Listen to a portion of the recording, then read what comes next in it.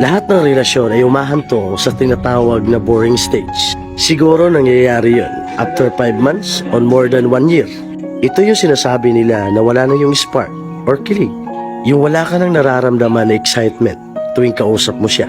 Dito rin papasok yung tanong na kapag wala na ba yung kilig, wala na ba yung love? Nagmahal ka lang ba para lang kiligin lang? Being in love and being a relationship is all about the feelings. It's our responsibility to love your partner every day. Kahit na nagkakalabuan na kayo, dapat nyo bang i-give up ang lahat ng meron kayo? Love is always laugh, smile, and fun.